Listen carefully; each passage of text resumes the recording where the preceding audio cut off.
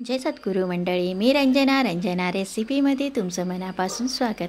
तर मंडळी, आज मी बनवणार आहे मस्त खानदेशी पद्धतीने इथे काळी उडदाची डाळ.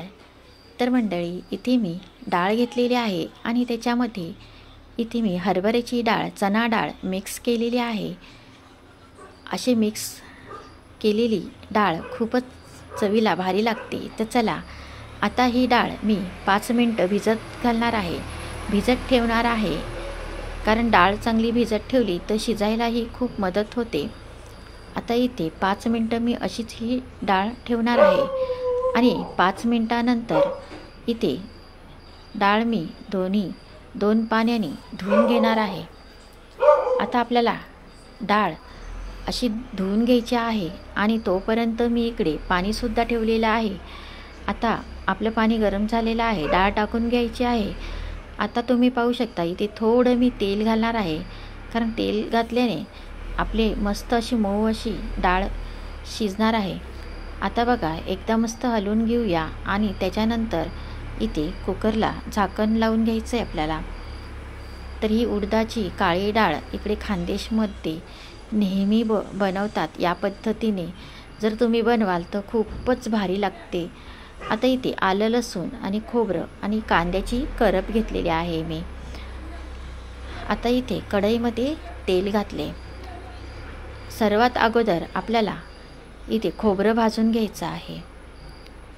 आता खानदेशी पद्धतीने म्हटल्यावर इथे काळा मसाल्याचीच ही भाजी येणार आहे, डाळ येणार आहे. आता इथे खोबरंसुद्धा मी भाजून घेतलं आणि आता करपसुद्धा त्याच पद्धतीने इथे भाजून घेणार आहे. आता करप आपल्याला अशी एकदम काळपट करायची नाही आहे, लालसरच. याच्यामध्ये आता आलं आणि लसूण घातले, याचं मस्त आता वाटण करून घ्यायचं आहे. तुम्ही पाहू शकता इथे डाळसुद्धा आपली मस्त शिजलेली आहे आणि खूपच छान अशी मऊ झालेली आहे, एकदम भारी. याच पद्धतीने डाळ आपल्याला शिजवायची आहे. आता इथे मी पातेलं ठेवलेलं आहे. कमीत कमी 7-8 जणांकरता ही ही डाळ बनवणार आहे. आता इथे मी 7-8 पाकळ्या लसणाच्या घेतलेल्या आहेत. तर मंडळी, लसणाच्या फोडणी दिली तर खूपच टेस्टी ही डाळ होते. आता इथे लसणाच्या फोडणीनंतर कढीपत्ता आणि टॅमॅटो घालून घेतलेला आहे. इथे मी वाटणामध्ये लसूणसुद्धा दळलेला होता, पण तुम्ही लसणाला फोडणीला जर लसूण घातला तर खूप टेस्टी ही डाळ लागते. या पद्धतीने तुम्ही नक्की ट्राय करा. आता इथे आपण टॅमॅटो, लसूण, कढीपत्ता छान परतून घेतला आहे. आता इथे घालणार आहे मी काळा मसाला. 1.5 चमचा काळा मसाला घातलेला आहे.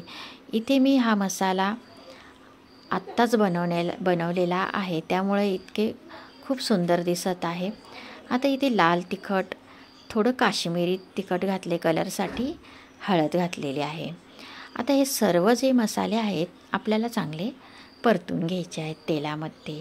मसाले असे परतून घेतल्यानंतर इथे आता आपल्याला ही शिजलेली डाळ घालायची आहे.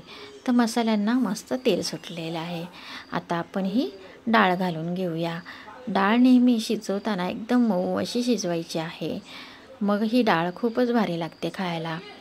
ही डाळ तुम्ही भाकरीबरोबर, बाजरीच्या किंवा भाताबरोबर सुद्धा खूपच सुंदर लागते. तर मंडळी, ही डाळ बरोबर मी इथे सुकटची चटणीसुद्धा बनवलेली आहे, एकदम साधी सोपी, आणि मस्त बाजरीची भाकरसुद्धा बनवले. तर इथे आता मी ज्या कुकरमध्ये डाळ शिजवली ती त्याच कुकरमध्ये गरम पाणी ठेवलेलं होतं.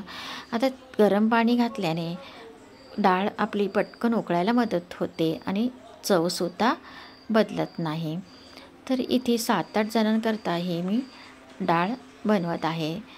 त्याच पद्धतीने इथे पाणी घातले. आता चवीनुसार मीठ घालून घेऊया. तर मंडळी, आता इथे मीठ घालून झालेलं आहे. आता एकदा असं मस्त ढवळून घेऊया. आता इथे 5 मिनटाकरता मी मस्त या डाळीला उकळी काढून घेत आहे. आता बघा, खळखळ उकळत आहे. आता आपण इथे फ्रेश अशी कोथिंबीर घालून घेऊया. बघा इथे आता डाळ मस्त उकळत आहे. आता इथे एकदा अशी मस्त हलवून घ्यायची आहे आणि त्याच्यानंतर इथे डाळ गॅस आपल्याला एकदम स्लो ठेवायचा आहे आणि त्या स्लो गॅसवर 2 मिनटं ही डाळ परत उकळून घ्यायची आहे. तर पाहू शकता तुम्ही इथे 2 मिनटं झालेली आहेत आणि एकच नंबर आपली डाळ झालेली आहे. खूपच सुंदर. याबरोबर तुम्ही कांदासुद्धा खूप भारी लागतो.